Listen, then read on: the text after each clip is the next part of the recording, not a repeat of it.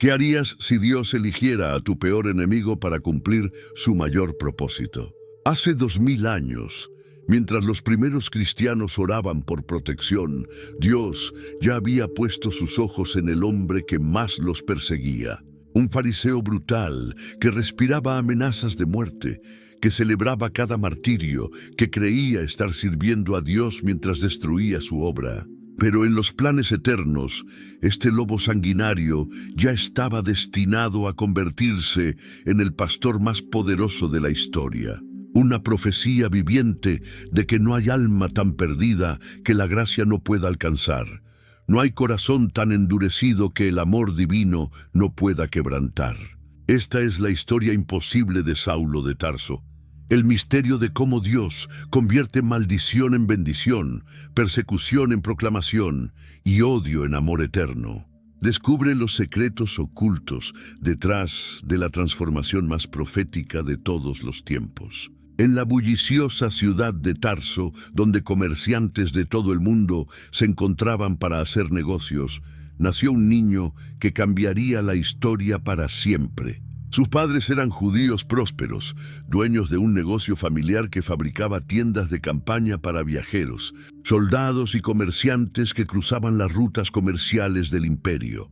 Lo más importante de todo era que tenían algo muy valioso en aquella época: la ciudadanía romana. En aquellos días, ser ciudadano romano era como tener un pasaporte dorado que te protegía en cualquier parte del imperio.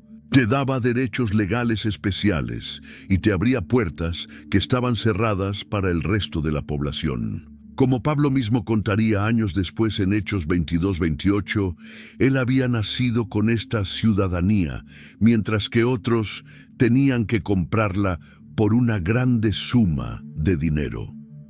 Su padre se aseguró de que recibiera la mejor educación posible, aprendiendo tanto la cultura griega sofisticada como las tradiciones sagradas de sus antepasados judíos. El muchacho crecía entre dos mundos completamente diferentes: el griego refinado y cosmopolita, y el judío estricto y conservador.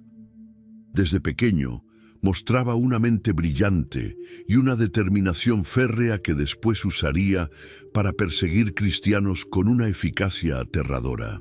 Tarso no era una ciudad cualquiera, era un centro de aprendizaje famoso en todo el imperio, competía incluso con Atenas en prestigio académico. Sus escuelas de filosofía y retórica atraían estudiantes de todo el mundo conocido. Allí, Saulo aprendió a debatir, a argumentar con lógica implacable y a defender sus ideas con una pasión que rayaba en la obsesión. Su familia tenía conexiones poderosas tanto en el mundo judío como en el romano, lo que le abriría puertas importantes en el futuro. El joven Saulo absorbía conocimiento como una esponja. Hablaba griego con fluidez, conocía la literatura clásica, entendía las complejidades de la ley romana, pero por encima de todo, vivía y respiraba las tradiciones de sus antepasados judíos. Cuando Saulo era adolescente, sus padres tomaron una decisión que marcaría su destino para siempre. Lo enviaron a Jerusalén, la ciudad santa, para estudiar bajo la tutela del maestro más respetado de su época. Allí, a los pies del famoso rabino Gamaliel, el muchacho se convirtió en un estudiante brillante que superaba a todos sus compañeros. Gamaliel era tan respetado que hasta los romanos lo consultaban en asuntos legales complicados y pedían su consejo en situaciones delicadas. Era nieto del gran Hillel y pertenecía a una dinastía de maestros que había moldeado el judaísmo durante generaciones. Pablo recordaría esta época formativa en Hechos 22:3, diciendo con orgullo: «Yo soy judío, nacido en Tarso de Cilicia, pero criado en esta ciudad, instruido a los pies de Gamaliel, estrictamente conforme a la ley de nuestros padres, celoso de Dios, como hoy lo sois todos vosotros».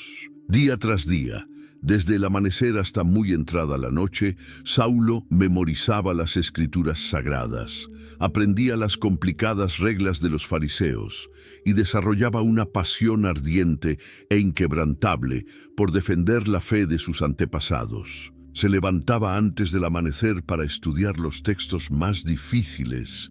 Pasaba horas interminables debatiendo sobre los detalles más pequeños e intrincados de la ley mosaica y se acostaba muy tarde repasando todo lo aprendido durante el día. Era el alumno perfecto en todos los sentidos, inteligente, dedicado, disciplinado y completamente entregado a su causa religiosa. Los otros estudiantes lo admiraban por su brillantez, pero también lo temían por su intensidad casi fanática. Gamaliel veía en él algo especial, una intensidad espiritual que pocos de sus estudiantes poseían. Saulo no solo aprendía las reglas religiosas, las vivía con cada fibra de su ser, las respiraba como el aire. Se estaba convirtiendo en el perfecto guardián de las tradiciones judías, un fariseo entre los fariseos, como él mismo se describiría después con orgullo. Un día que parecía normal como cualquier otro, algo perturbó profundamente la paz religiosa de Jerusalén.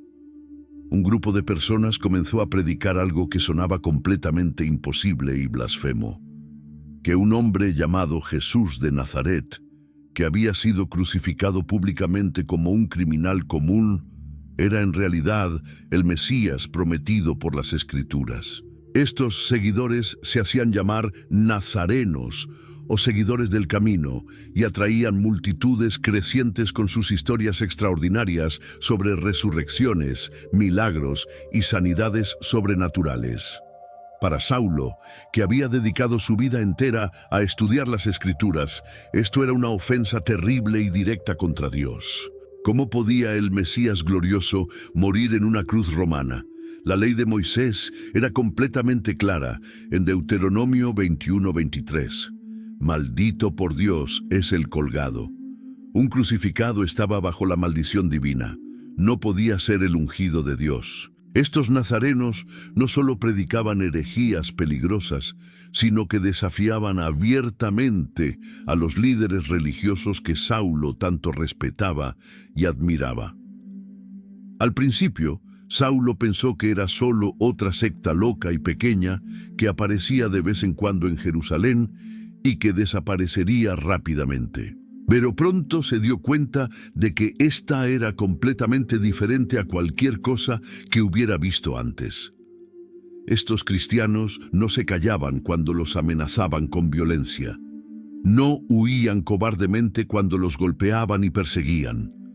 Y lo más perturbador y preocupante de todo, sus números crecían exponencialmente cada día. Hombres y mujeres de todas las clases sociales se unían a ellos. Pobres y ricos, esclavos y libres, judíos y gentiles. Incluso algunos sacerdotes del templo, según rumores alarmantes que circulaban, se habían convertido en secreto. Saulo vio en ellos un peligro mortal que amenazaba con destruir completamente todo lo que él consideraba sagrado e inmutable. No eran simplemente unos locos predicando tonterías en las esquinas. Eran una amenaza real y creciente al orden establecido, a la pureza de la fe judía, a todo lo que sus maestros le habían enseñado durante años. El momento que cambió todo para siempre llegó cuando un joven diácono llamado Esteban fue arrestado y llevado ante el tribunal religioso más importante de Israel. Esteban había sido acusado formalmente de blasfemia por predicar abiertamente sobre Jesús en las sinagogas y había atraído tanta atención negativa que ya no se podía ignorar o minimizar su influencia. Cuando habló en su propia defensa ante el Sanedrín, su rostro brillaba sobrenaturalmente como el de un ángel, pero sus palabras valientes y directas enfurecieron profundamente a los líderes judíos presentes. Esteban no solo defendió apasionadamente a Jesús como el Mesías verdadero, sino que tuvo la audacia de acusar directamente a los líderes religiosos de haber matado al Santo y Justo. Como cuenta detalladamente Hechos 7, 54-58, Cuando terminó de hablar con autoridad profética, crujían los dientes contra él. Pero Esteban, lleno del Espíritu Santo, puestos los ojos en el cielo, vio la gloria de Dios y a Jesús que estaba a la diestra de Dios y dijo: He aquí, veo los cielos abiertos y al Hijo del Hombre que está a la diestra de Dios. Entonces ellos, dando grandes voces, se taparon los oídos y arremetieron a una contra él, y echándole fuera de la ciudad, le apedrearon. Y los testigos pusieron sus ropas a los pies de un joven que se llamaba Saulo.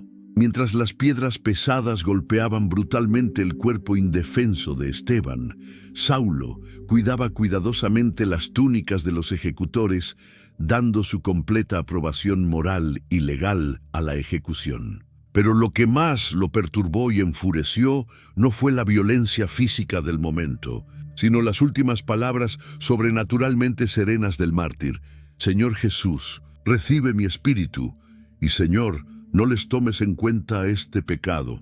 Lejos de conmover su corazón o hacer que reflexionara, esto encendió en Saulo una furia religiosa implacable que lo transformaría en el enemigo más peligroso y efectivo que los cristianos habían enfrentado jamás. La muerte violenta de Esteban fue solo el comienzo siniestro de algo mucho peor y más sistemático. Saulo se convirtió rápidamente en el líder indiscutido de una campaña de terror meticulosamente organizada contra todos los seguidores de Jesús en Jerusalén y sus alrededores. Como describe gráficamente Hechos 8:3, y Saulo asolaba la iglesia y entrando casa por casa, arrastraba a hombres y a mujeres y los entregaba en la cárcel. La palabra asolaba en el texto original significa devastar completamente, como un animal salvaje que destroza a su presa. No respetaba edad, género ni condición social. Ancianos venerables, jóvenes inocentes, hombres trabajadores, mujeres embarazadas, todos eran arrastrados violentamente de sus hogares en medio de la noche por soldados armados. Las familias cristianas vivían en un estado constante de terror paralizante, nunca sabiendo cuándo los golpes ominosos en sus puertas anunciarían su perdición. Los golpes nocturnos en las casas se convirtieron en la pesadilla recurrente que aterrorizaba a toda la comunidad cristiana de la Ciudad Santa. Saulo tenía la autoridad completa e incuestionable del Sanedrín para hacer literalmente lo que quisiera con estos herejes peligrosos. Su método era simple, pero devastadoramente efectivo. Terror puro, sistemático e implacable. Interrogaba brutalmente a los prisioneros para extraer nombres de otros cristianos ocultos. Separaba familias enteras sin piedad, arrestaba padres delante de sus hijos pequeños que lloraban desesperadamente, llevaba madres encadenadas mientras sus bebés gritaban de hambre y confusión. Para él, no había lugar para la compasión ni la misericordia cuando se trataba de defender la pureza absoluta de la fe ancestral.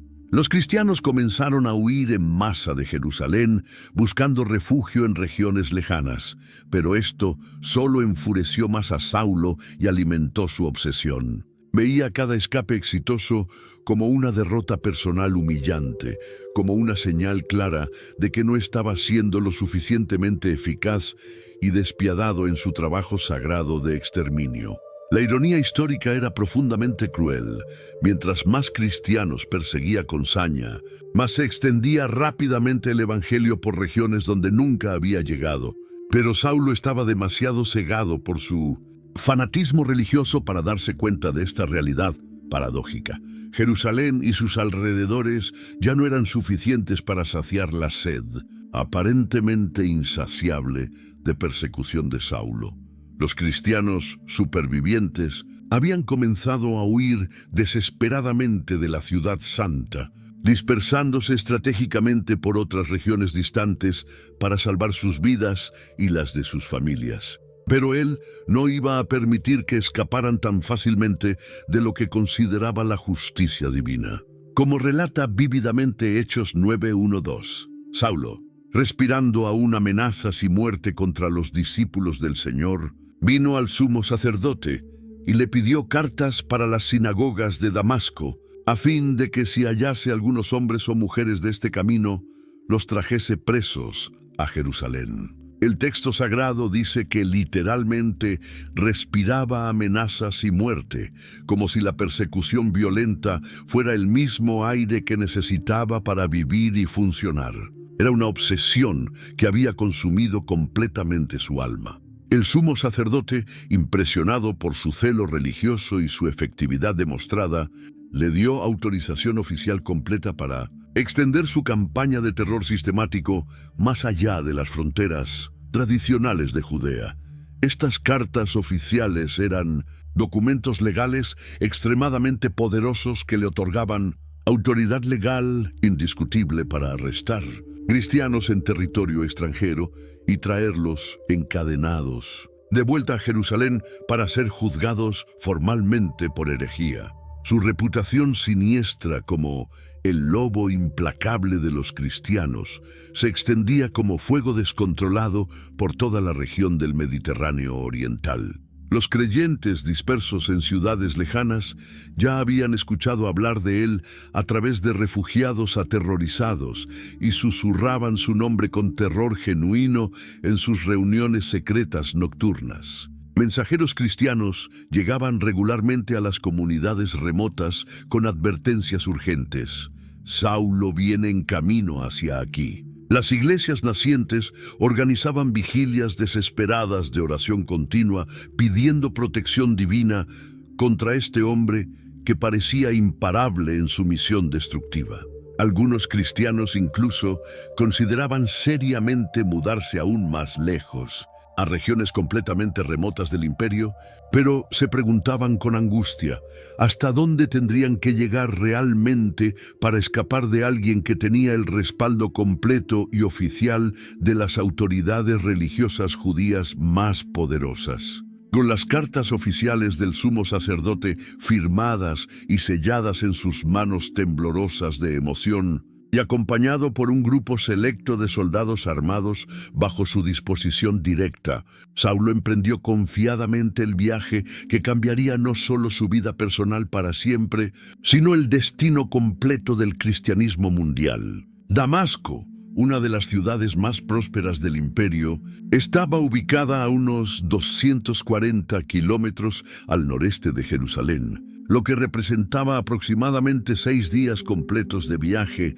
extenuante a pie bajo el sol implacable e inclemente del desierto sirio. Durante todo el largo camino polvoriento, su mente obsesiva estaba fija intensamente en un solo objetivo consuming: encontrar meticulosamente a todos y cada uno de los cristianos que se habían refugiado en esa rica ciudad comercial y traerlos encadenados como criminales de vuelta a Jerusalén para enfrentar la justicia religiosa.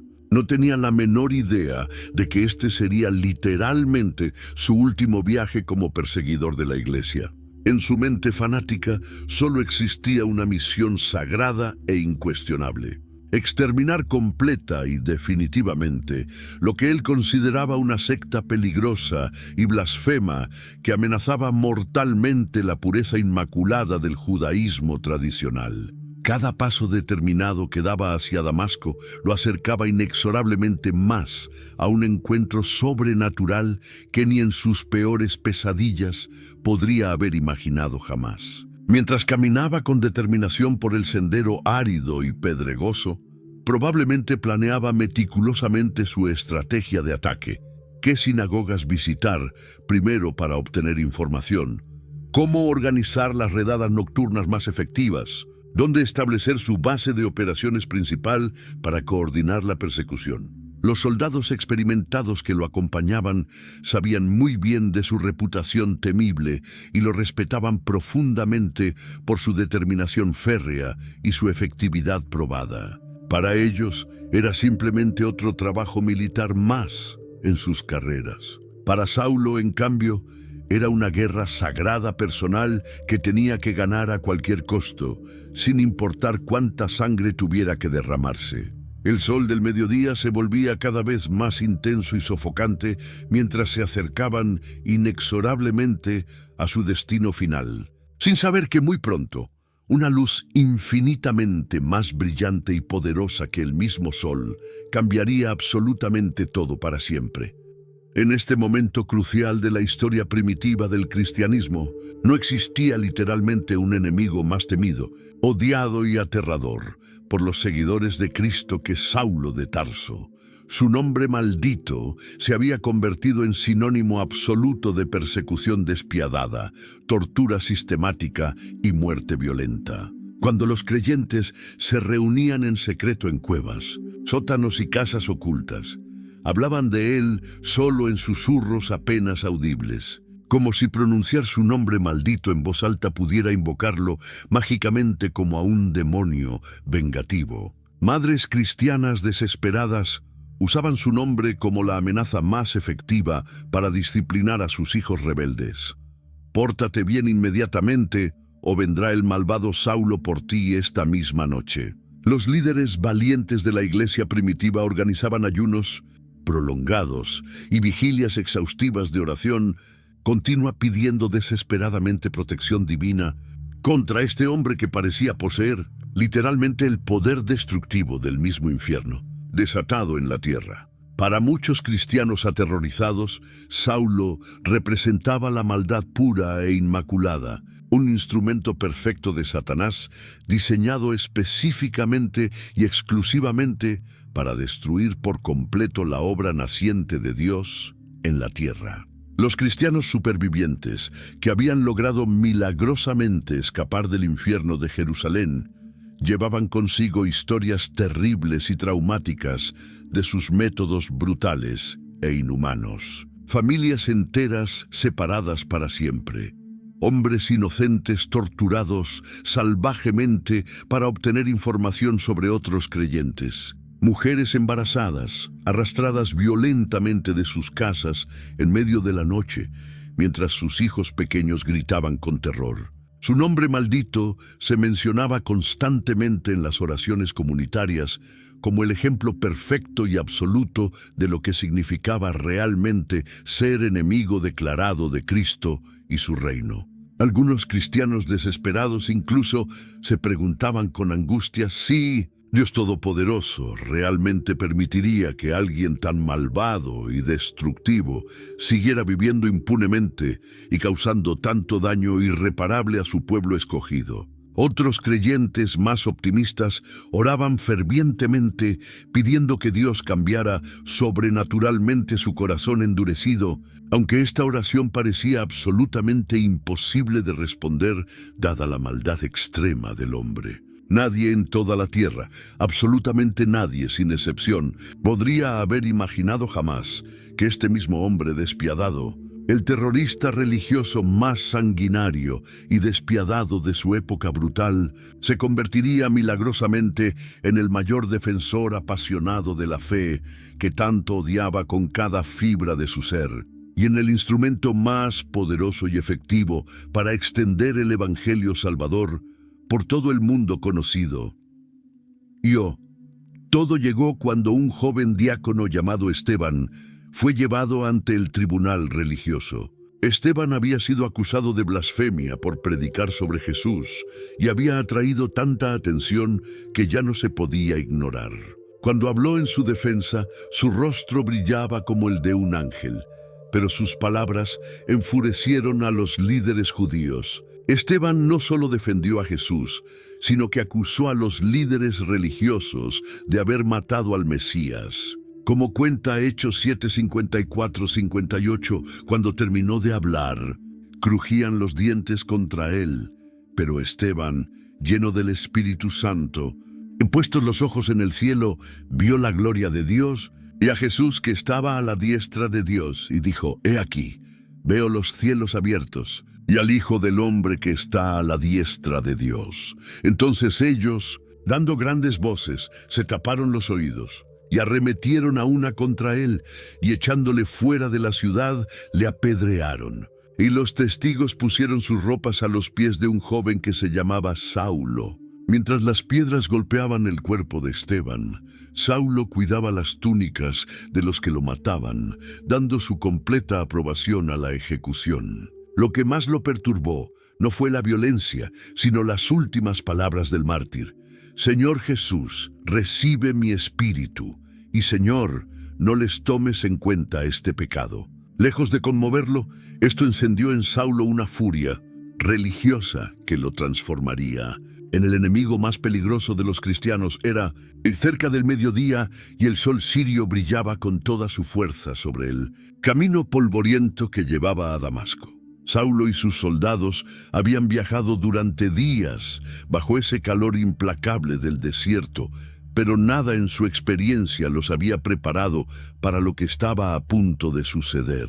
De repente, sin ninguna advertencia o señal previa, una luz más brillante que el mismo sol del mediodía los envolvió completamente. Como describe Lucas en Hechos 9:3, mas yendo por el camino, aconteció que al llegar cerca de Damasco, repentinamente le rodeó un resplandor de luz del cielo. Esta no era una luz común y corriente como la que habían visto antes. Era completamente sobrenatural, divina, más intensa que cualquier cosa que hubieran visto jamás en sus vidas. La luz era tan extraordinariamente poderosa que cegó instantáneamente a Saulo, precisamente al hombre que había venido a cegar a otros con su persecución despiadada. En un momento estaba montado orgullosamente en su caballo, planificando confiadamente su próximo ataque devastador contra los cristianos indefensos. Y al siguiente estaba tirado completamente indefenso en el suelo pedregoso. Sus compañeros de viaje también fueron profundamente afectados por este fenómeno completamente sobrenatural, quedando mudos de asombro total ante lo que estaban presenciando con sus propios ojos. El perseguidor implacable que había aterrorizado sistemáticamente a tantas familias cristianas ahora yacía humillado en el polvo del camino, ciego y tembloroso como un niño asustado. Era como si Dios hubiera decidido darle una pequeña pero poderosa muestra de lo que significaba realmente estar en la oscuridad más completa, algo que él había provocado intencionalmente en tantos corazones inocentes. El hombre que literalmente respiraba amenazas y muerte contra los seguidores de Cristo, ahora ni siquiera podía ver la luz básica del día. Los soldados experimentados que lo acompañaban no sabían absolutamente qué hacer en esta situación sin precedentes. Nunca habían visto algo remotamente similar. Su líder temible, el invencible Saulo, el hombre que parecía completamente imparable en su misión destructiva, estaba tirado en el suelo como un niño perdido y asustado. El momento divino que había estado destinado desde la eternidad, finalmente había llegado con poder indescriptible. Dios Todopoderoso había decidido que era exactamente la hora perfecta de confrontar personalmente a su perseguidor más feroz y peligroso. Mientras Saulo yacía completamente cegado en el suelo árido, envuelto por esa luz sobrenatural que lo había derribado, una voz extraordinariamente poderosa resonó claramente desde el cielo. No era una voz común de ser humano.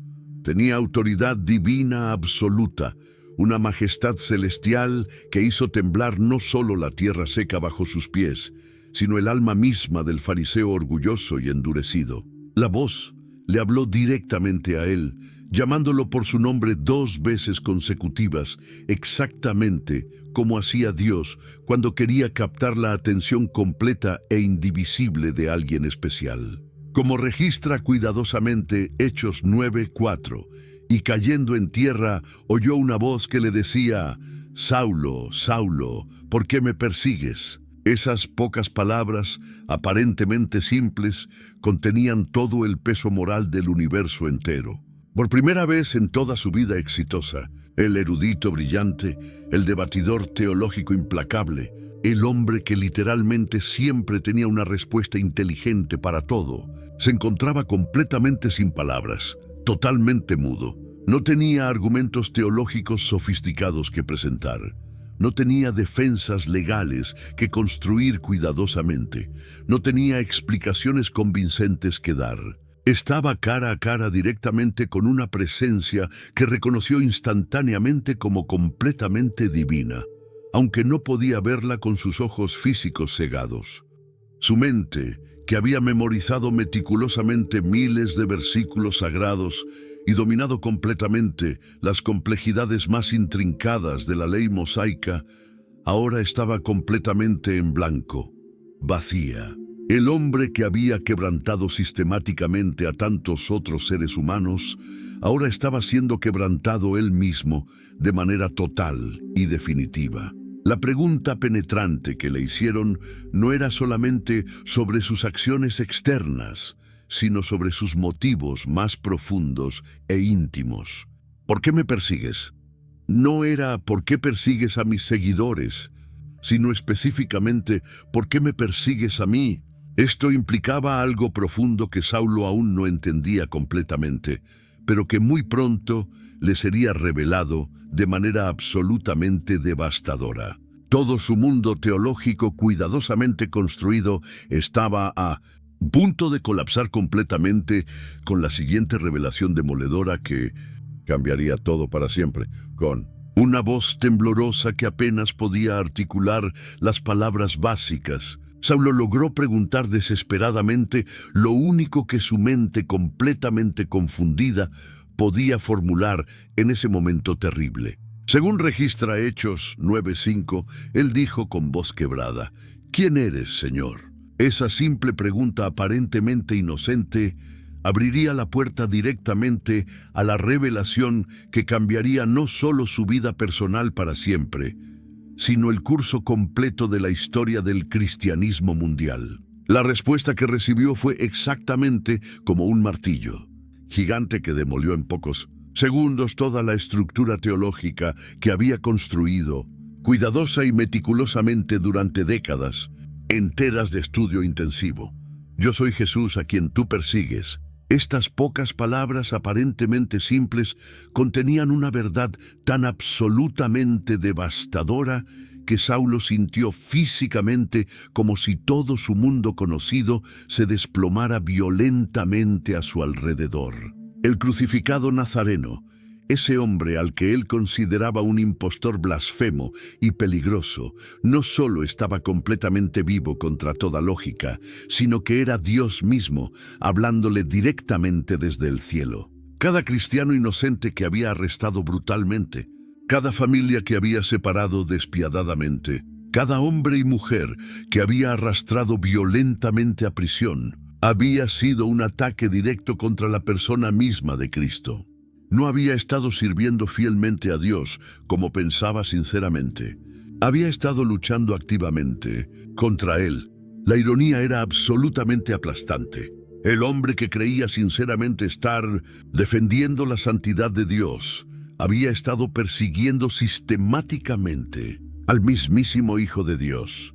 Su celo religioso, que él consideraba completamente puro y noble, había sido en realidad una guerra declarada contra el cielo mismo. Todo lo que había creído firmemente sobre Jesús era completamente falso. Todo lo que había hecho supuestamente en nombre de Dios había sido en realidad contra Dios. En ese momento terrible, Saulo entendió con claridad absoluta que no era un héroe religioso como pensaba, sino el villano principal de la historia. No era el defensor valiente de la fe, sino su mayor enemigo. La realidad aplastante de lo que había hecho lo golpeó como una avalancha devastadora. Había sangre completamente inocente en sus manos, familias enteras destruidas por su culpa directa, y todo había sido un error terrible y trágico que lo marcaría para siempre. La conversación sobrenatural continuó intensamente, y Cristo le dio instrucciones específicas y claras sobre qué hacer exactamente a continuación. Como relata detalladamente Hechos 9:6, él, temblando y temeroso, dijo: «Señor, ¿qué quieres que yo haga?». Y el Señor le dijo: «Levántate y entra en la ciudad, y se te dirá lo que debes hacer». Los compañeros atónitos de Saulo lo llevaron cuidadosamente de la mano, exactamente como a un niño pequeño perdido, hasta la ciudad próspera de Damasco. El hombre que había llegado como un conquistador orgulloso, ahora entraba humildemente como un prisionero de su propia ceguera física y espiritual. Lo llevaron directamente a la casa de un hombre llamado Judas, en la calle que se llamaba Derecha, la avenida principal de Damasco. Allí comenzó el período más intenso y transformador de toda su vida. Como describe vívidamente Hechos 9:9, donde estuvo 3 días sin ver y no comió ni bebió. Durante 3 días completos e interminables, Saulo permaneció en completa oscuridad, tanto física como espiritual. No comió absolutamente nada, no bebió ni una gota de agua, solo oraba constantemente sin parar. Estos 3 días fueron exactamente como una muerte y resurrección espiritual completa. El antiguo Saulo estaba muriendo lenta y dolorosamente, mientras que el nuevo Pablo estaba naciendo en agonía espiritual. Luchó intensamente con la magnitud terrible de sus crímenes contra el pueblo inocente de Dios. Recordó vívidamente cada rostro de cada cristiano que había arrestado injustamente, cada lágrima de cada madre que había separado cruelmente de sus hijos, cada grito de dolor que había causado directamente. Pero también luchó con algo que su mente no podía comprender completamente, la gracia incomprensible. ¿Cómo era realmente posible que el mismo Jesús, a quien había perseguido despiadadamente, le estuviera ofreciendo perdón completo? ¿Cómo podía Dios mostrar misericordia a alguien que había causado tanto daño irreparable? Durante esos 3 días de ayuno y oración constante, Saulo experimentó la muerte del hombre viejo y el nacimiento doloroso del hombre nuevo. Era exactamente como si estuviera pasando por su propio sepulcro, preparándose para resucitar como una persona completamente diferente. Cada hora que pasaba lo acercaba más a una transformación que cambiaría el mundo para siempre. Mientras Saulo agonizaba en la oscuridad completa de su transformación espiritual, Dios estaba preparando cuidadosamente el instrumento humano que usaría para completar este milagro extraordinario. En la misma ciudad próspera de Damasco vivía un cristiano común llamado Ananías. Un hombre sencillo y humilde, que amaba sinceramente al Señor, pero que nunca había imaginado que sería usado para algo tan monumentalmente importante. Como relata detalladamente Hechos 9, 10, 11, había entonces en Damasco un discípulo llamado Ananías, a quien el Señor dijo en visión: Ananías. Y él respondió: Heme aquí, Señor.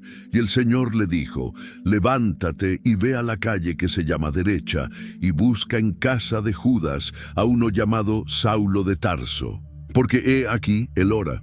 Cuando Ananías escuchó claramente el nombre de Saulo, su corazón se llenó instantáneamente de terror genuino y comprensible. Ese era exactamente el nombre que ningún cristiano quería escuchar jamás. Era exactamente como si Dios le hubiera pedido que fuera a abrazar a un león hambriento y extremadamente peligroso. Su primera reacción natural fue de resistencia total y completamente comprensible. Como cuenta Hechos 9, 13, 14, entonces Ananías respondió: Señor, he oído de muchos acerca de este hombre, cuántos males ha hecho a tus santos en Jerusalén. Y aún aquí tiene autoridad de los principales sacerdotes para prender a todos los que invocan tu nombre. Ananías había escuchado personalmente las historias absolutamente terribles de los refugiados que habían llegado desesperadamente de Jerusalén huyendo de la persecución. Sabía exactamente quién era Saulo y lo que había hecho brutalmente. Conocía los nombres específicos de las familias que había destruido completamente. Había consolado personalmente a las viudas cuyos esposos habían sido arrestados por este hombre despiadado.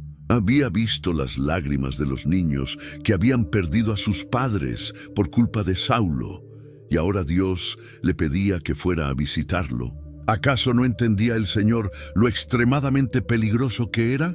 Pero Ananías estaba a punto de aprender algo profundo sobre la gracia de Dios que cambiaría su propia perspectiva para siempre. Dios tenía un plan que era mucho más grande de lo que cualquier ser humano podía imaginar, un plan que usaría incluso al peor enemigo para sus propósitos eternos. Dios no se molestó por las objeciones completamente comprensibles de Ananías. En cambio, le reveló algo que dejó al sencillo cristiano completamente asombrado y sin palabras. Le explicó que Saulo no era simplemente un perseguidor que necesitaba perdón, sino que tenía un destino extraordinario preparado desde antes de la fundación del mundo. Como registra Hechos 9, 15, 16, el Señor le dijo: «Ve, porque instrumento escogido me es este para llevar mi nombre en presencia de los gentiles y de reyes y de los hijos de Israel. Porque yo le mostraré cuánto le es necesario padecer por mi nombre». Las palabras instrumento escogido en el idioma original significan literalmente vaso de elección, algo que Dios había separado específicamente para un propósito divino desde la eternidad. Saulo no solo sería completamente perdonado por sus crímenes terribles, sino que sería transformado en el mayor evangelista de toda la historia humana. Llevaría el evangelio a los gentiles, algo que parecía completamente imposible considerando su fanatismo judío anterior. Predicaría ante reyes y emperadores, el que había sido simplemente un perseguidor regional. Y también ministraría a su propio pueblo judío, aunque la mayoría lo rechazarían violentamente. Pero había más. Dios también le mostró específicamente a Ananías que Saulo sufriría enormemente por causa del evangelio. El hombre que había causado tanto sufrimiento a otros, ahora experimentaría en carne propia lo que significaba ser perseguido por causa de Cristo. Era una justicia poética perfecta, pero también una demostración de que Dios puede usar incluso a los peores enemigos para sus propósitos más grandes. Ananías se quedó completamente sin palabras ante esta revelación extraordinaria. El terrorista más temido de los cristianos se convertiría en su mayor defensor. El lobo sanguinario se transformaría en el pastor más poderoso. Solo Dios podía hacer algo tan imposible. Era una demostración del poder transformador de la gracia divina que superaba cualquier cosa que Ananías hubiera visto antes en toda su vida. Con esta revelación, ya no tenía miedo de ir a ver a Saulo. Ahora tenía curiosidad de conocer al futuro apóstol de los gentiles. El plan de Dios era perfecto, aunque pareciera imposible de entender para la mente humana limitada. Armado con esta revelación extraordinaria y obedeciendo completamente la orden directa de Dios, Ananías se dirigió con determinación a la calle derecha. Su corazón latía con fuerza mientras caminaba nerviosamente hacia la casa donde se encontraba el perseguidor más temido de todos los cristianos. Cuando llegó finalmente y encontró a Saulo, vio no al monstruo terrible que había imaginado en su mente, sino a un hombre completamente quebrantado, ciego y humillado por la experiencia sobrenatural que había vivido. Como describe cuidadosamente Hechos 9:17, fue entonces Ananías y entró en la casa, y poniendo sobre él las manos, dijo: «Hermano Saulo, el Señor Jesús, que se te apareció en el camino por donde venías, me ha enviado para que recibas la vista y seas lleno del Espíritu Santo». Las primeras palabras que Ananías le dirigió fueron: «Hermano Saulo». Hermano, el cristiano común estaba llamando hermano al mismísimo hombre que había arrastrado a sus hermanos en la fe a prisión. Era la gracia de Dios en acción perfecta. Cuando Ananías puso sus manos sobre Saulo y oró fervientemente por él, ocurrió un milagro instantáneo y visible.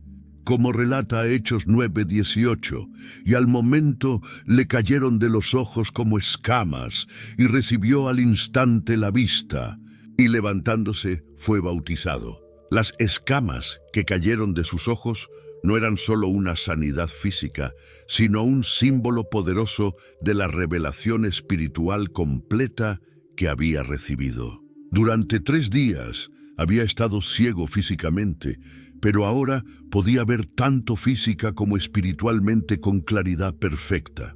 Las escamas representaban todas las ideas falsas, los prejuicios religiosos y la ceguera espiritual que habían cubierto sus ojos durante años. Cuando cayeron, Saulo pudo ver la verdad por primera vez en su vida.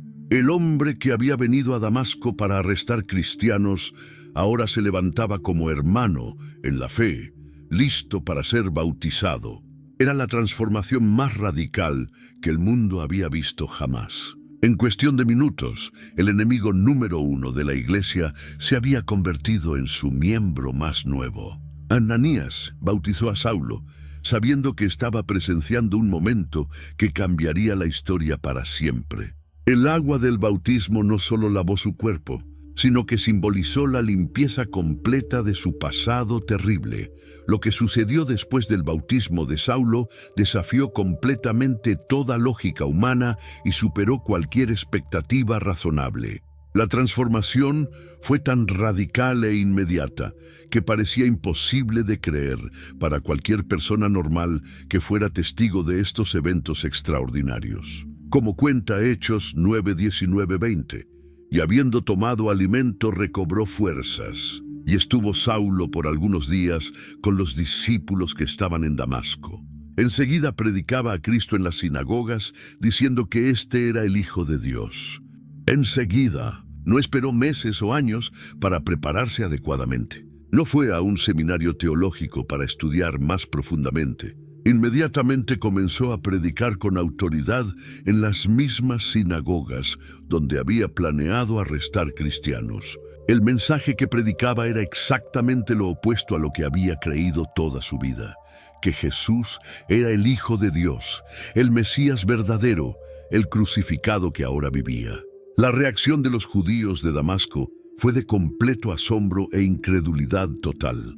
Como describe Hechos 9:21, y todos los que le oían estaban atónitos, y decían: ¿no es este el que asolaba en Jerusalén a los que invocaban este nombre? Y a eso vino acá, para llevarlos presos a los principales sacerdotes. No podían creer lo que estaban viendo y escuchando con sus propios ojos y oídos. El hombre que había llegado para destruir a los cristianos ahora predicaba que ellos tenían razón. El perseguidor se había convertido en predicador de la noche a la mañana. Las noticias de esta conversión extraordinaria se extendieron como fuego por toda la región. Los cristianos que habían huido de Jerusalén no sabían si creer los reportes que llegaban. ¿Era posible que Saulo realmente se hubiera convertido? ¿O era una trampa elaborada para atrapar a más cristianos? Algunos pensaban que había perdido la mente por el calor del desierto. Otros sospechaban que era una estrategia nueva de persecución. Pero cuando los testimonios se multiplicaron y llegaron de fuentes confiables, los cristianos comenzaron a darse cuenta de que estaban presenciando el milagro más grande que habían visto jamás. El lobo se había convertido en pastor, el perseguidor en predicador, el enemigo en evangelista. Solo Dios podía hacer algo tan imposible. La gracia divina había triunfado sobre el odio humano de la manera más espectacular posible. Después de su bautismo y de haber predicado brevemente en las sinagogas de Damasco, algo extraordinario sucedió con Saulo. En lugar de quedarse donde estaba seguro y rodeado de cristianos que comenzaban a aceptarlo, desapareció completamente del mapa. Como él mismo contaría años después en Gálatas 1:16-17, no consulté enseguida con carne y sangre, ni subí a Jerusalén a los que eran apóstoles antes que yo, sino que fui a Arabia y volví de nuevo a Damasco.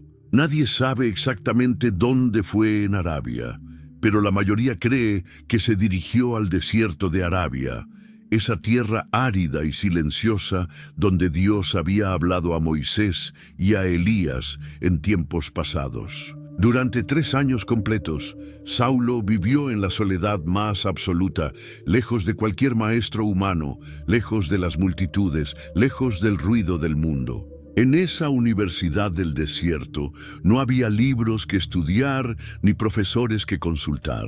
Solo había arena, rocas, estrellas y silencio. Pero precisamente en ese silencio, Cristo mismo se convirtió en su maestro personal. Las revelaciones que recibió durante estos años formarían la base de toda su teología única. Aquí entendió verdades profundas sobre la gracia, sobre la salvación por fe, sobre el misterio de Cristo y la Iglesia. Aquí recibió directamente del Señor el Evangelio que predicaría a los gentiles. Como él mismo afirmaría más tarde en Gálatas 1:11-12, «Mas os hago saber, hermanos, que el Evangelio anunciado por mí no es según hombre, pues yo ni lo recibí ni lo aprendí de hombre alguno, sino por revelación de Jesucristo». Durante estos 3 años de preparación intensiva, el ex perseguidor se transformó en teólogo, el fariseo fanático se convirtió en apóstol de la gracia. Dios estaba forjando cuidadosamente su instrumento escogido, dándole no solo el mensaje que predicaría, sino también la autoridad espiritual que necesitaría para enfrentar las pruebas que vendrían. Cuando finalmente regresó a la civilización, ya no era simplemente Saulo el convertido, sino Pablo el apóstol, armado con revelaciones que revolucionarían el cristianismo para siempre. Cuando Pablo regresó a Damasco, después de sus 3 años en Arabia, esperaba continuar predicando donde había comenzado, pero se encontró con una realidad muy diferente a la que había dejado. Su breve periodo de predicación anterior había causado tal revuelo en la ciudad que los líderes judíos no habían olvidado su traición. Como relata 2 Corintios 11:32-33. En Damasco, el gobernador de la provincia del rey Aretas guardaba la ciudad de los damascenos para prenderme. Y fui descolgado del muro en un canasto por una ventana y escapé de sus manos. La situación había escalado tanto que ahora no solo los líderes religiosos querían matarlo, sino que también tenían el apoyo del gobierno local. El gobernador que representaba al rey Aretas había puesto guardias en todas las puertas de la ciudad, específicamente para capturarlo. La ironía era perfecta y dolorosa. El hombre que había venido a Damasco para perseguir cristianos, ahora era perseguido en la misma ciudad. El cazador se había convertido en la presa. Los cristianos locales, que al principio habían desconfiado de él, ahora arriesgaban sus propias vidas para salvarlo. Una noche, cuando la situación se volvió demasiado peligrosa, ejecutaron un plan desesperado y arriesgado. Lo metieron en una canasta grande, lo llevaron hasta el muro de la ciudad y en la oscuridad de la noche lo bajaron cuidadosamente por el lado exterior del muro usando cuerdas. Debe haber sido humillante para un hombre que había entrado a la ciudad con autoridad oficial, siendo bajado como contrabando en una canasta. Pero también debe haber sido un recordatorio poderoso de cómo había cambiado su vida. Ya no era el perseguidor temido, sino el perseguido que dependía de la misericordia de aquellos a quienes antes había cazado. Una vez más, Pablo experimentó en carne propia lo que había hecho sufrir a tantos otros. Era la justicia de Dios obrando de manera perfecta en su vida. Después de escapar de Damasco, Pablo tomó una decisión que muchos considerarían peligrosa.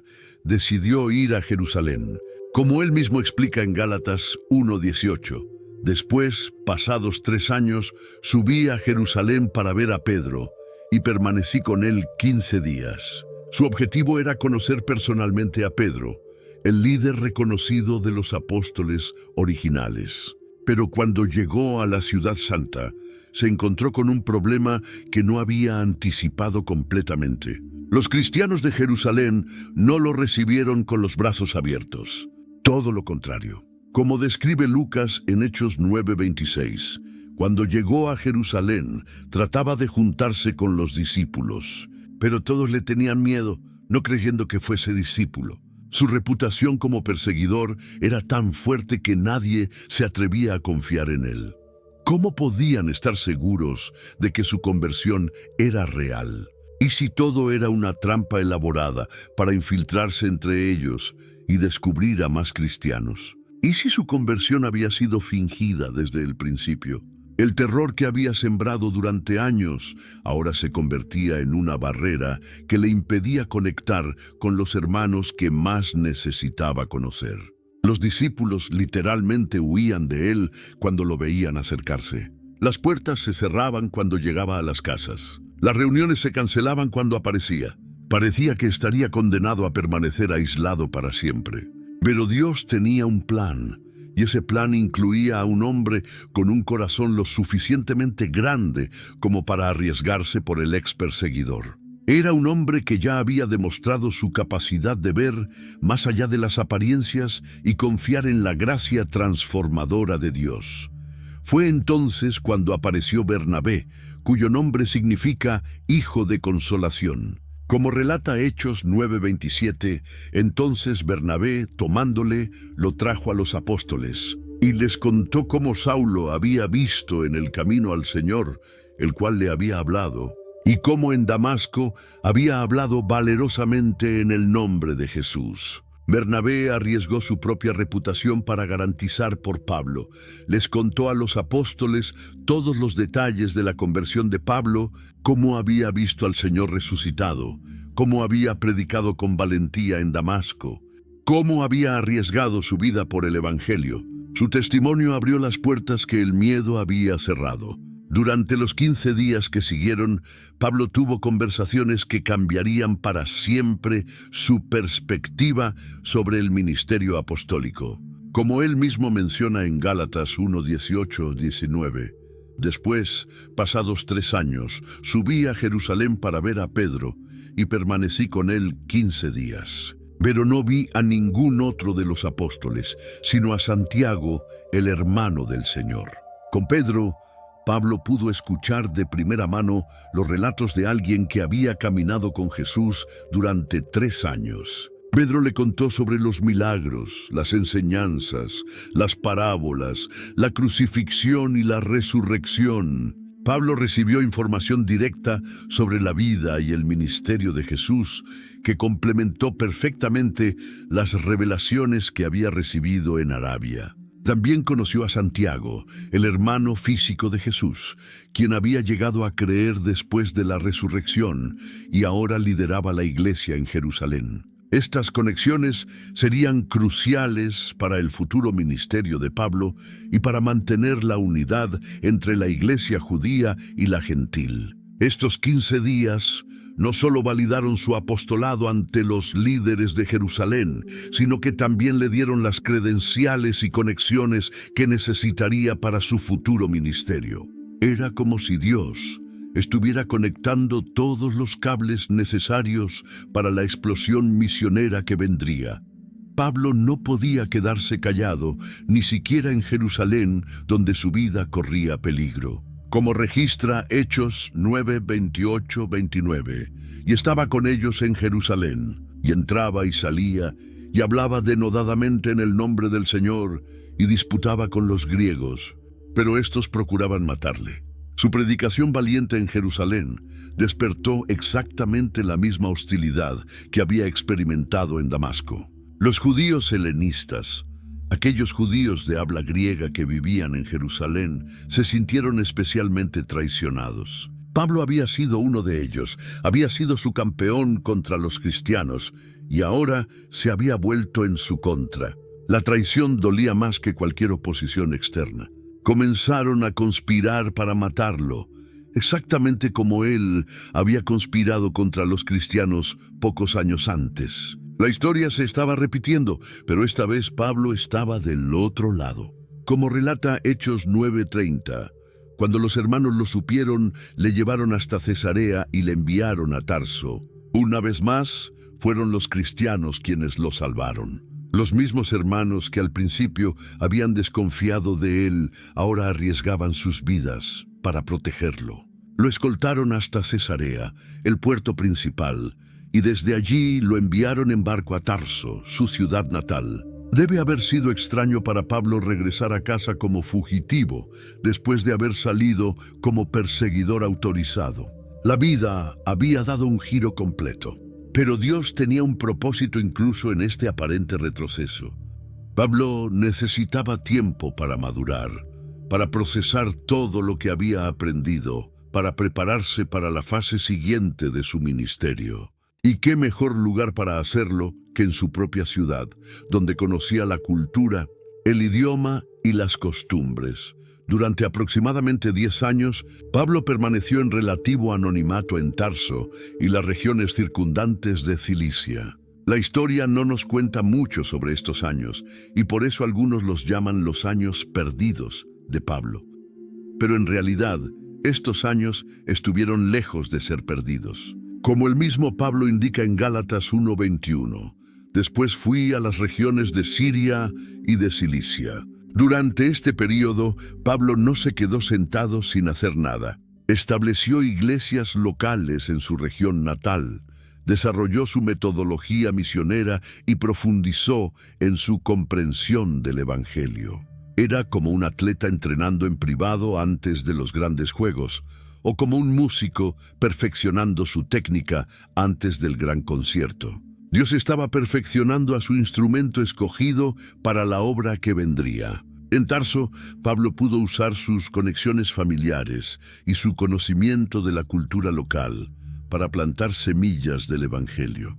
Pudo experimentar con diferentes enfoques para predicar a los gentiles. Pudo madurar espiritualmente sin la presión de estar en el centro de atención. También pudo trabajar en su oficio de fabricante de tiendas, una habilidad que sería crucial en sus futuros viajes misioneros. Durante estos años silenciosos, Pablo se transformó de un convertido entusiasta en un estratega misionero maduro. Aprendió a ser paciente, a esperar el tiempo de Dios, a confiar en que los planes divinos son perfectos incluso cuando no los entendemos. Desarrolló la resistencia emocional y espiritual que necesitaría para enfrentar las pruebas que vendrían. Cuando finalmente fuera llamado de vuelta al ministerio público, estaría completamente preparado para cambiar el mundo.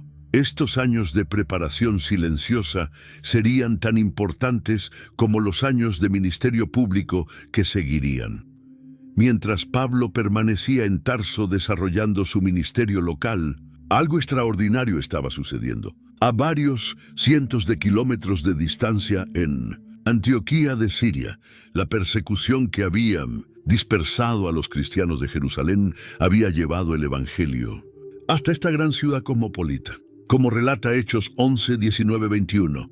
Ahora bien, los que habían sido esparcidos a causa de la persecución que hubo con motivo de Esteban, pasaron hasta Fenicia, Chipre y Antioquía, no hablando a nadie la palabra sino solo a los judíos. Pero había entre ellos unos varones de Chipre y de Cirene, los cuales, cuando entraron en Antioquía, hablaron también a los griegos, anunciando el Evangelio del Señor Jesús.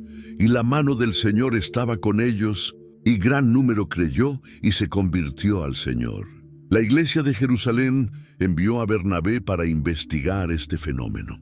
Cuando llegó a Antioquía, Bernabé se dio cuenta inmediatamente de que esto era obra de Dios.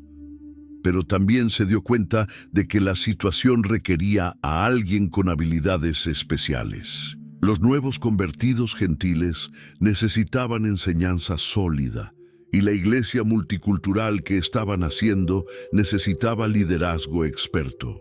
Como describe Hechos 11, 25, 26. Después fue Bernabé a Tarso para buscar a Saulo, y hallándole le trajo a Antioquía. Bernabé recordó al ex perseguidor que había ayudado años antes en Jerusalén. Sabía que Pablo tenía exactamente las habilidades que se necesitaban, conocimiento profundo tanto de la cultura judía como de la gentil, revelaciones directas de Cristo sobre el Evangelio, experiencia en evangelismo intercultural y la autoridad apostólica para enfrentar los desafíos que vendrían. Bernabé viajó específicamente a Tarso para buscarlo. No fue casualidad, fue una misión divina. Cuando encontró a Pablo, lo convenció de que Dios tenía algo nuevo preparado para él. Era hora de salir de la preparación silenciosa y entrar en el ministerio público que cambiaría el mundo. Cuando Pablo llegó a Antioquía con Bernabé, se encontró con algo que nunca había visto antes, una iglesia verdaderamente multicultural. como registra Hechos 11:26, y se congregaron allí todo un año con la iglesia y enseñaron a mucha gente, y a los discípulos se les llamó cristianos por primera vez en Antioquía. Durante un año completo, Pablo y Bernabé trabajaron juntos enseñando a grandes multitudes. Antioquía se convirtió en el laboratorio perfecto donde Pablo pudo desarrollar y perfeccionar su visión y metodología para alcanzar a los gentiles con el Evangelio. Aquí no había las tensiones que existían en Jerusalén entre judaizantes y gentiles. Aquí judíos y griegos adoraban juntos, comían juntos, servían juntos. Era una muestra de lo que el cristianismo podía llegar a ser cuando se liberaba de las barreras culturales. En Antioquía, Pablo experimentó por primera vez lo que significaba pastorear una congregación diversa.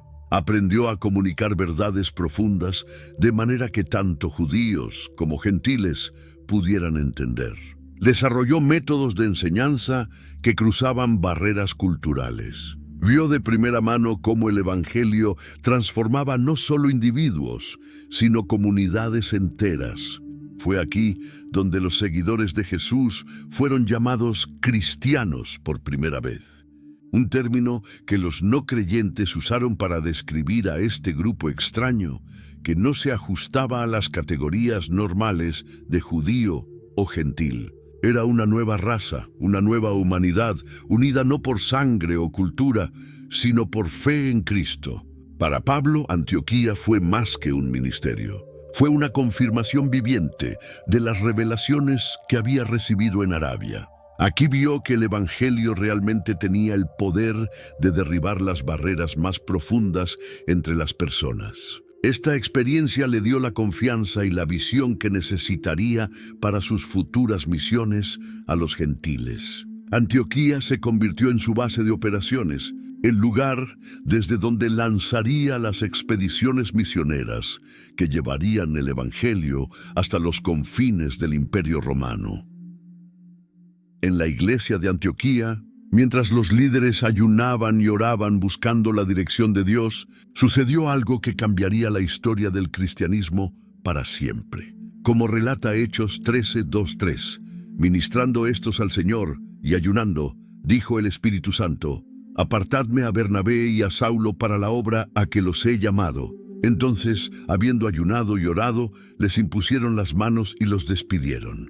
No fue una decisión humana, sino una orden directa del Espíritu Santo. Pablo y Bernabé fueron enviados en la primera misión organizada específicamente para llevar el Evangelio a los gentiles del mundo conocido. Junto con Juan Marcos como ayudante, navegaron hacia Chipre, la isla natal de Bernabé, en el mar Mediterráneo. Su primer destino fue Salamina, donde predicaron en las sinagogas judías, siguiendo su estrategia habitual de comenzar con los judíos antes de dirigirse a los gentiles. Pero el momento decisivo llegó cuando atravesaron toda la isla hasta Pafos, la capital romana y sede del gobierno provincial. Allí se encontraron con Sergio Paulo, el procónsul romano, un hombre inteligente y educado que había escuchado rumores sobre esta nueva fe y quería escuchar personalmente la palabra de Dios. Sin embargo, había un obstáculo significativo: un mago judío llamado Elimas, también conocido como Bar Jesús, que vivía en la corte del procónsul y ejercía gran influencia sobre él. Este hombre trataba de apartar al procónsul de la fe, probablemente porque temía perder su posición privilegiada si el gobernador se convertía al cristianismo. Como describe Hechos 13:9-11, entonces Saulo, que también es Pablo, lleno del Espíritu Santo, fijando en él los ojos, dijo: «Oh, lleno de todo engaño y de toda maldad, hijo del diablo, enemigo de toda justicia, ¿no cesarás de trastornar los caminos rectos del Señor? Ahora pues, he aquí la mano del Señor está contra ti, y serás ciego y no verás el sol por algún tiempo». E inmediatamente cayeron sobre él oscuridad y tinieblas, y andando alrededor, buscaba quien le condujese de la mano. La ceguera temporal de Elimas demostró el poder de Dios de manera tan dramática que no podía ser negada ni explicada de otra manera. Sergio Paulo quedó completamente asombrado por lo que había presenciado y se convirtió al cristianismo, convirtiéndose en la primera conversión registrada de un alto funcionario romano en el ministerio de Pablo. Era una señal profética de lo que vendría. El Evangelio conquistaría incluso a los líderes del imperio más poderoso de la tierra. Desde Chipre navegaron hasta Asia Menor, donde comenzarían la obra misionera que transformaría comunidades enteras y establecería iglesias que durarían siglos. Fue precisamente durante este primer viaje misionero, específicamente después del encuentro dramático con Elimas en Chipre, que algo simbólico pero muy significativo sucedió en la narrativa que Lucas escribía. A partir de este momento, Lucas comienza a referirse consistentemente a Saulo como Pablo, marcando una transición que era mucho más profunda que un simple cambio de nombre. Este cambio no fue casual ni accidental, sino que representaba una transformación completa en su identidad y ministerio. Pablo era su nombre romano, perfectamente adecuado para su ministerio entre los gentiles del imperio, mientras que Saulo era su nombre hebreo, apropiado para su trasfondo judío y fariseo. Como registra Hechos 13:9, entonces Saulo, que también es Pablo. El cambio simbolizaba mucho más que una simple preferencia por un nombre diferente o una cuestión de conveniencia cultural. Representaba su nueva identidad completa en Cristo y, más significativamente, su transición definitiva de ser el seguidor y compañero junior de Bernabé a convertirse en el líder indiscutido y reconocido de la misión apostólica. Hasta este punto crucial en la narrativa, Lucas siempre había mencionado primero a Bernabé y Saulo, respetando la jerarquía establecida, donde Bernabé era claramente el líder senior. Pero después del milagro en Chipre y la conversión del procónsul, la frase se convierte consistentemente en Pablo y Bernabé, indicando un cambio fundamental en el liderazgo. Era evidente para todos que Dios había ungido específicamente a Pablo como el líder apostólico de esta nueva era misionera que estaba comenzando. Su autoridad espiritual se consolidaba día tras día con cada milagro que realizaba, con cada sermón poderoso que predicaba, con cada conversión notable que presenciaba, especialmente entre los gentiles. Los gentiles respondían a su ministerio de una manera absolutamente extraordinaria, confirmando sin lugar a dudas que él era verdaderamente el apóstol de los gentiles que Dios había prometido levantar. El nombre Pablo, que significa pequeño en latín, reflejaba perfectamente su humildad personal ante la magnitud abrumadora de la tarea que Dios le había encomendado. Pero aunque el nombre significaba pequeño, su impacto espiritual y histórico sería absolutamente gigantesco. A partir de este momento crucial, Pablo emergería claramente como la figura dominante en la expansión imparable del cristianismo por todo el mundo conocido. Después de predicar exitosamente en varias ciudades importantes de Asia Menor, incluyendo Antioquía de Pisidia e Iconio, donde establecieron iglesias prósperas, pero también enfrentaron intensa oposición. Pablo y Bernabé llegaron a Listra, una pequeña ciudad en la región montañosa de Licaonia. Era un lugar relativamente primitivo, comparado con las grandes ciudades que habían visitado antes, con una población mayormente rural que hablaba su propio dialecto local, además del griego común. Allí se encontraron con un hombre que representaba una oportunidad perfecta para demostrar el poder transformador del Evangelio. Como relata detalladamente Hechos 14, 8, 10. Y cierto hombre de Listra estaba sentado, imposibilitado de los pies, cojo de nacimiento, que jamás había andado. Este oyó hablar a Pablo, el cual, fijando en él sus ojos y viendo que tenía fe para ser sanado, dijo a gran voz: «Levántate derecho sobre tus pies». Y él saltó y anduvo. El milagro fue tan evidente, dramático e innegable que la multitud de habitantes locales reaccionó de una manera que Pablo y Bernabé nunca habían anticipado en sus experiencias misioneras anteriores. Los habitantes de Listra comenzaron a gritar emocionadamente en su idioma local, el licaónico, algo que Pablo y Bernabé no entendían al principio, lo que creó una situación de confusión total, como describe vívidamente Hechos 14, 11, 12. Entonces la gente, visto lo que Pablo había hecho, alzó la voz, diciendo en lengua licaónica: «Dioses bajo la semejanza de hombres han descendido a nosotros». Y a Bernabé llamaban Júpiter y a Pablo Mercurio, porque este era el que llevaba la palabra. La mitología griega estaba tan arraigada en su cultura que inmediatamente interpretaron el milagro como una visita de los dioses olímpicos. Según sus creencias, Zeus, Júpiter en la versión romana, y Hermes, Mercurio, habían visitado esa región antes disfrazados como humanos. La situación se volvió completamente caótica y fuera de control cuando el sacerdote del templo local de Zeus trajo toros decorados y guirnaldas florales para ofrecerles sacrificios como dioses. Pablo y Bernabé se horrorizaron al darse cuenta de lo que estaba sucediendo. Como registra dramáticamente Hechos 14, 14, 15. Cuando lo oyeron los apóstoles Bernabé y Pablo, rasgaron sus ropas y se lanzaron entre la multitud, dando voces y diciendo: «Varones, ¿por qué hacéis esto? Nosotros también somos hombres semejantes a vosotros, que os anunciamos que de estas vanidades os convirtáis al Dios vivo». Apenas lograron impedir que les ofrecieran sacrificios divinos.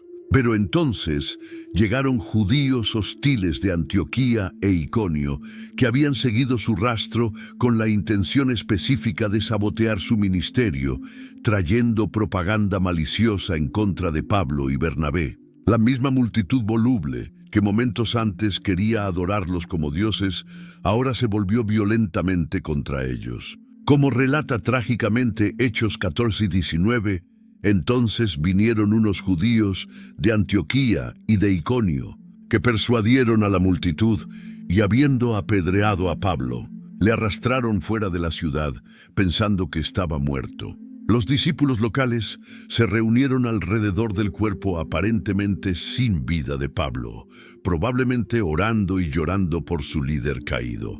Pero entonces ocurrió algo absolutamente milagroso que confirmó que Dios no había terminado con Pablo. Como dice escuetamente Hechos 14:20, pero rodeándole los discípulos, se levantó y entró en la ciudad. Su recuperación fue tan rápida, completa y sobrenatural, que solo podía explicarse como un milagro de resurrección. Cuando Pablo y Bernabé regresaron triunfantes a Antioquía, después de completar su primer viaje misionero, trajeron noticias absolutamente extraordinarias y emocionantes de cómo Dios había abierto de par en par la puerta de la fe a los gentiles en lugares donde nunca antes había llegado el Evangelio. Las iglesias que habían establecido estaban floreciendo. Los convertidos gentiles mostraban una fe genuina y poderosa, y era evidente que el Espíritu Santo estaba obrando poderosamente entre los no judíos. Pero pronto llegaron visitantes inesperados de Judea que causaron una controversia teológica que amenazaba con dividir permanentemente la iglesia cristiana naciente. Como relata Hechos 15:1, entonces algunos que venían de Judea enseñaban a los hermanos: «Si no os circuncidáis conforme al rito de Moisés, no podéis ser salvos». Estos judaizantes, cristianos judíos conservadores, insistían categóricamente en que los gentiles debían convertirse primero completamente al judaísmo, incluyendo la circuncisión y la observancia completa de la ley mosaica, antes de poder ser verdaderamente cristianos y recibir la salvación. Pablo y Bernabé se opusieron firme y apasionadamente a esta enseñanza que consideraban una perversión del Evangelio de la Gracia. Como describe Hechos 15:2, como Pablo y Bernabé tuviesen una discusión y contienda no pequeña con ellos, se dispuso que subiesen Pablo y Bernabé a Jerusalén, a los apóstoles y a los ancianos, para tratar esta cuestión. El futuro completo del cristianismo dependía literalmente de la decisión que se tomaría en este concilio histórico de Jerusalén. Si los judaizantes ganaban este debate teológico crucial, el cristianismo se convertiría para siempre en una secta judía limitada y exclusiva. Si Pablo ganaba, el Evangelio sería verdaderamente universal y accesible para toda la humanidad. Cuando llegaron a Jerusalén, se reunió el primer concilio oficial formal de la Iglesia cristiana en la historia. Como registra Hechos 15, 7, 9, Pedro se levantó valientemente y habló en favor de la posición de Pablo.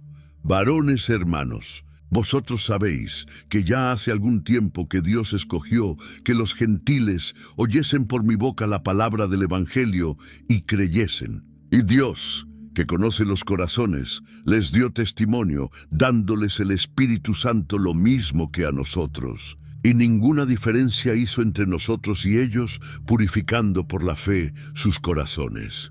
Luego Pablo y Bernabé contaron emocionadamente todas las señales, maravillas y milagros extraordinarios que Dios había realizado entre los gentiles durante su viaje misionero. Finalmente Santiago, el hermano físico de Jesús y líder respetado de la Iglesia de Jerusalén, dio el veredicto oficial y definitivo en Hechos 15, 19, 20, por lo cual yo juzgo que no se inquiete a los gentiles que se convierten a Dios, sino que se les escriba que se aparten de las contaminaciones de los ídolos, de fornicación, de ahogado y de sangre.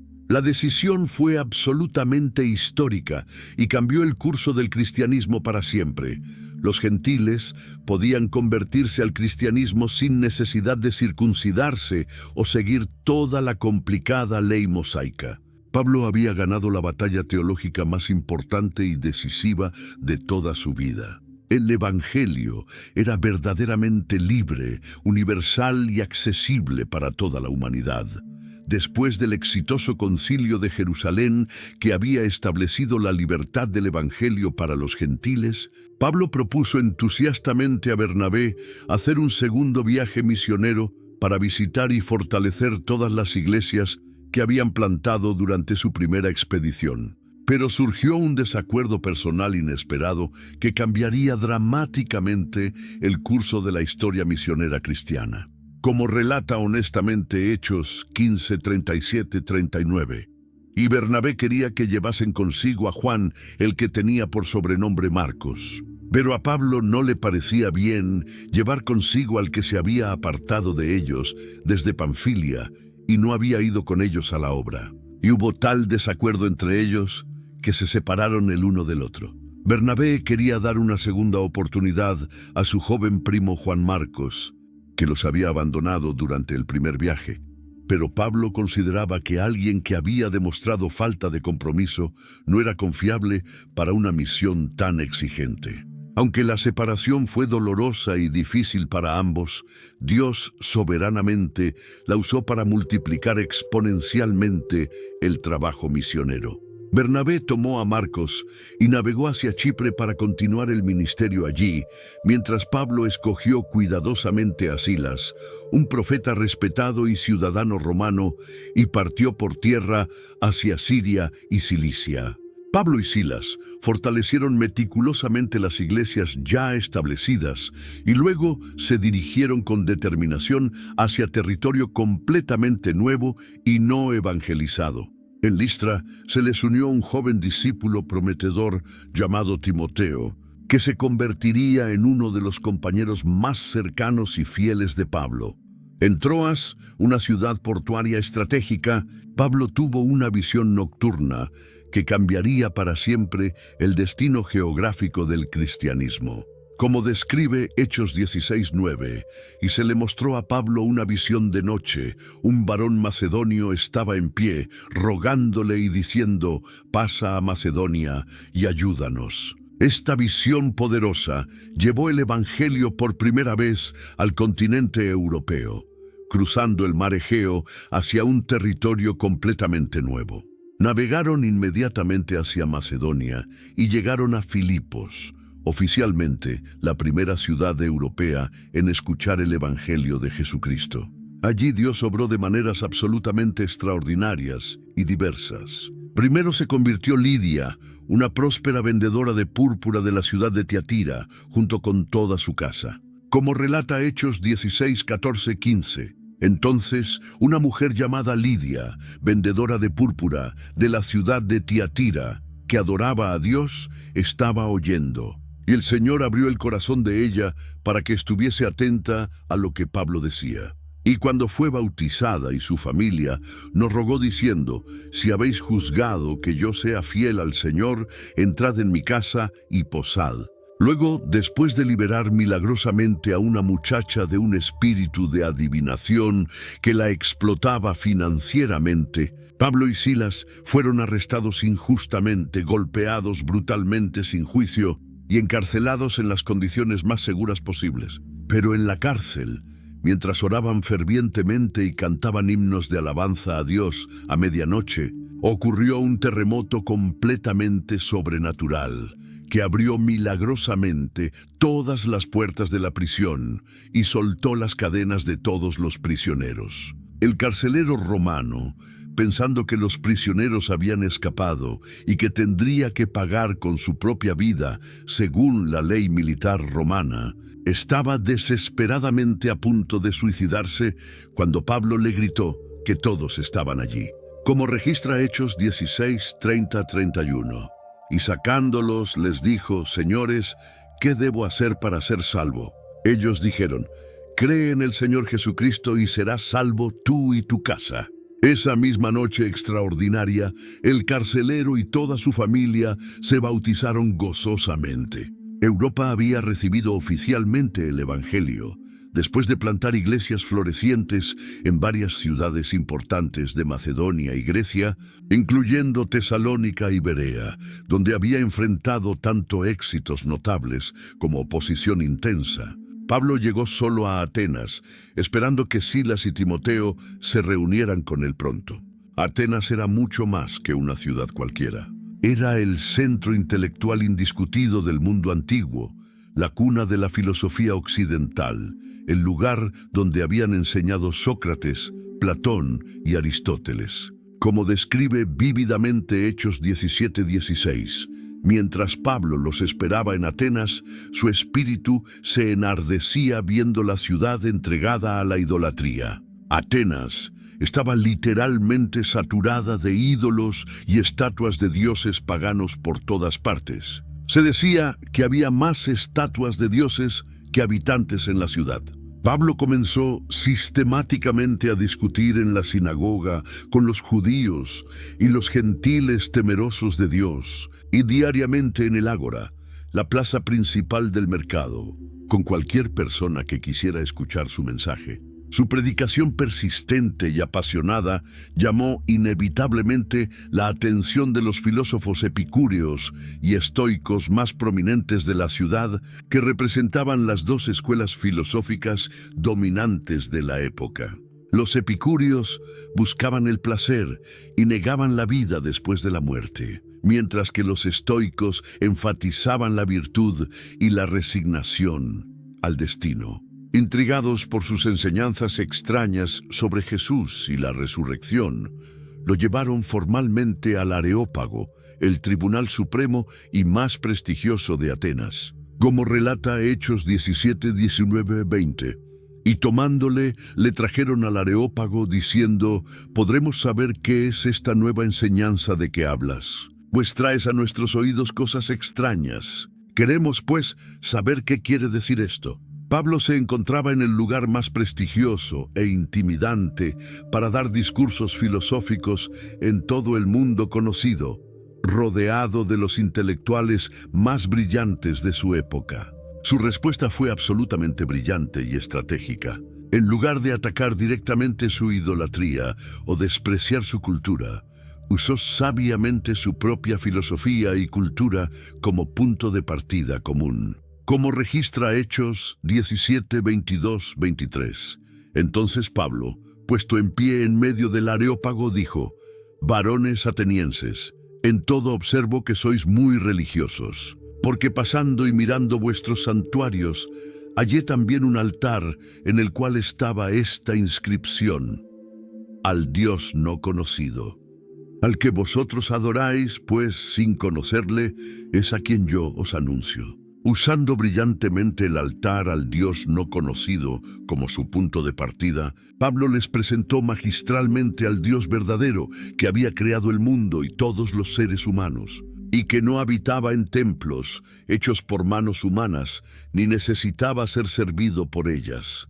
Citó incluso a sus propios poetas griegos respetados, demostrando su erudición cultural, diciendo en Hechos 17:28, «Porque en él vivimos, y nos movemos, y somos, como algunos de vuestros propios poetas también han dicho, porque linaje suyo somos». Su discurso fue verdaderamente magistral, demostrando perfectamente cómo se podía contextualizar inteligentemente el Evangelio sin comprometer absolutamente nada de su esencia divina. Cuando llegó a hablar específicamente de la resurrección de los muertos, las reacciones fueron mixtas, pero predecibles. Como dice Hechos 17, 32, 34, «Pero cuando oyeron lo de la resurrección de los muertos, unos se burlaban y otros decían: ya te oiremos acerca de esto otra vez». Y así Pablo salió de en medio de ellos. Mas algunos creyeron juntándose con él, entre los cuales estaba Dionisio el Areopagita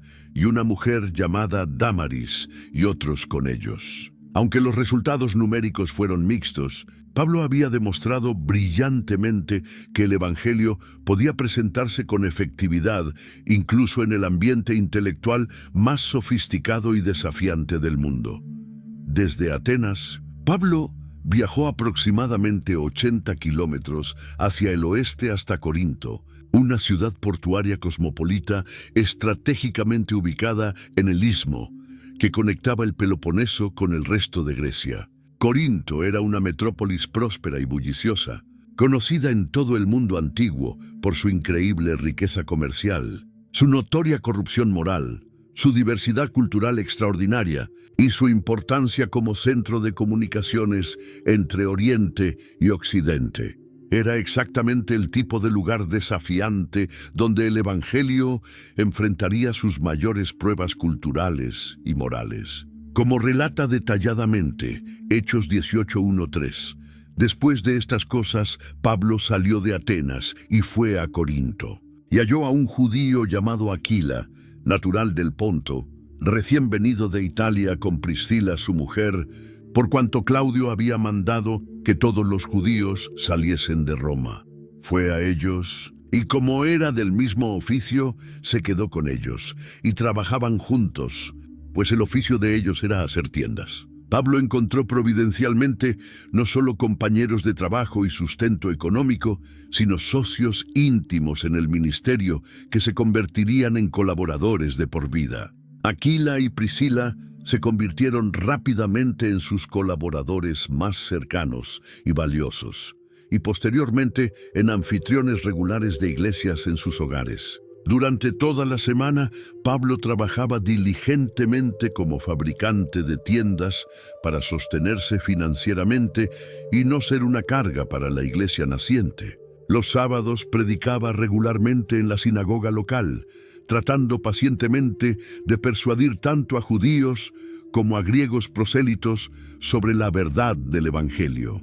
Cuando Silas y Timoteo finalmente llegaron desde Macedonia, trayendo probablemente una ofrenda generosa de las iglesias macedonias, Pablo pudo dedicarse completamente y de tiempo completo a la predicación y enseñanza intensiva. Pero como era habitual en su ministerio, los judíos locales se opusieron violenta y blasfemamente a su mensaje sobre Jesús como Mesías. Como describe dramáticamente Hechos 18:6, pero oponiéndose y blasfemando estos, les dijo, sacudiéndose los vestidos: «Vuestra sangre sea sobre vuestra propia cabeza.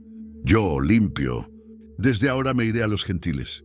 Pablo tomó la decisión simbólica de mudarse de la sinagoga a la casa vecina de Ticio Justo. un gentil temeroso de Dios que vivía estratégicamente junto a la sinagoga. Entonces ocurrió algo absolutamente extraordinario e inesperado. Crispo, el principal de la sinagoga y líder religioso más importante de la comunidad judía local, se convirtió dramáticamente junto con toda su casa. Como relata Hechos 18:8, y Crispo, el principal de la sinagoga, creyó en el Señor con toda su casa, y muchos de los corintios oyendo creían y eran bautizados. Las conversiones se multiplicaron rápidamente entre todas las clases sociales. Una noche, cuando Pablo probablemente se sentía desanimado y tal vez intimidado por la oposición creciente y la magnitud de la tarea, el Señor le habló directamente en una visión consoladora. Como registra Hechos 18, 9, 10. Entonces el Señor dijo a Pablo en visión de noche: «No temas, sino habla y no calles, porque yo estoy contigo, y ninguno pondrá sobre ti la mano para hacerte mal, porque yo tengo mucho pueblo en esta ciudad». Enormemente animado y fortalecido por esta promesa divina específica, Pablo permaneció en Corinto durante 1 año y 6 meses completos, el periodo más largo que había pasado en cualquier ciudad hasta ese momento, estableciendo cuidadosamente una de las iglesias más diversas, vibrantes y complejas del mundo antiguo. La congregación corintia incluía una mezcla extraordinaria desde esclavos hasta funcionarios romanos, desde prostitutas convertidas hasta comerciantes ricos, demostrando poderosamente que el Evangelio verdaderamente trascendía todas las barreras sociales, económicas y culturales imaginables. Después de regresar brevemente a su iglesia base en Antioquía para reportar todo lo que Dios había hecho y recibir renovación espiritual y física, Pablo emprendió con gran determinación su tercer y más ambicioso viaje misionero, que lo llevaría al periodo más exitoso, fructífero, pero también más peligroso y desafiante de toda su carrera apostólica. Su destino principal y estratégico era Éfeso, la ciudad más importante, influyente y próspera de toda Asia Menor, centro económico de la región y sede del famoso templo de la diosa Artemisa, Diana, considerado una de las 7 maravillas del mundo antiguo. Como relata extensamente Hechos 19, 8, 10, y entrando Pablo en la sinagoga, habló con denuedo por espacio de 3 meses, discutiendo y persuadiendo acerca del reino de Dios, pero endureciéndose algunos y no creyendo, maldiciendo el camino delante de la multitud, se apartó Pablo de ellos y separó a los discípulos, discutiendo cada día en la escuela de uno llamado Tiranno.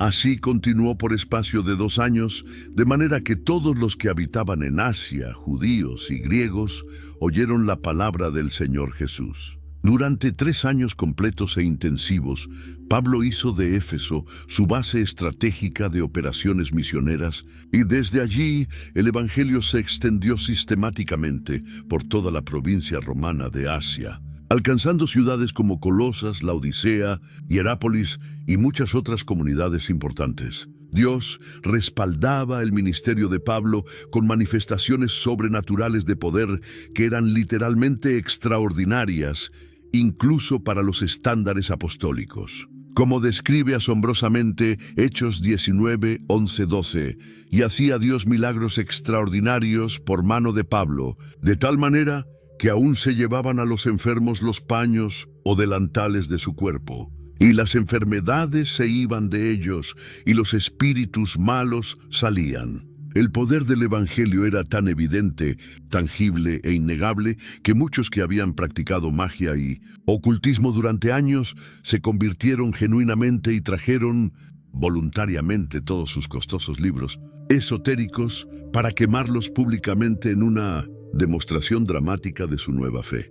Como registra impresionantemente Hechos 19:19, asimismo muchos de los que habían practicado la magia trajeron los libros y los quemaron delante de todos, y hecha la cuenta de su precio, hallaron que era 50,000 piezas de plata. Era una fortuna absolutamente enorme, equivalente a los salarios de 50.000 días de trabajo, que voluntariamente destruyeron como testimonio público de su transformación radical. Sin embargo, el éxito extraordinario del cristianismo comenzó inevitablemente a amenazar seriamente los intereses económicos establecidos de la ciudad. Demetrio, un platero próspero que fabricaba templecitos de plata de Artemisa como souvenirs religiosos para los miles de peregrinos que visitaban el templo, organizó una protesta masiva que se convirtió en un disturbio peligroso. Como relata vívidamente Hechos 19, 25, 27, a los cuales, reunidos con los obreros del mismo oficio, dijo: «Varones, sabéis que de este oficio obtenemos nuestras riquezas, pero veis y oís que este Pablo, no solamente en Éfeso, sino en casi toda Asia, ha apartado a muchas gentes con persuasión, diciendo que no son dioses los que se hacen con las manos. Y no solamente hay peligro de que este nuestro negocio venga a desacreditarse, sino también que el templo de la gran diosa Diana sea estimado en nada, y comience a ser destruida la majestad de aquella a quien venera toda Asia y el mundo entero». El alboroto que siguió fue tan violento, caótico y amenazante que Pablo tuvo que huir precipitadamente de la ciudad para salvar su vida. Pero había cumplido su misión. Había plantado iglesias sólidas por toda Asia Menor que perdurarían durante siglos y se convertirían en centros de expansión cristiana. Su ministerio había alcanzado su clímax absoluto en términos de impacto y ahora se dirigía con determinación hacia el destino que sabía que cambiaría su vida para siempre: Jerusalén, donde lo esperaban cadenas y sufrimientos, pero también el cumplimiento final de su llamado apostólico. Si esta historia te impactó tanto como a nosotros, no olvides darle like a este video y suscribirte al canal para más historias bíblicas que cambiarán tu perspectiva. Comparte este video con alguien que necesite saber que la transformación es posible, que la gracia de Dios es más poderosa que cualquier pasado. Y recuerda, si Dios pudo transformar al perseguidor más cruel en el misionero más grande, imagínate lo que puede hacer contigo. La historia de Pablo es solo el comienzo. Tu historia de transformación puede empezar hoy. Nos vemos en el próximo video, donde continuaremos descubriendo los misterios más fascinantes de la Biblia.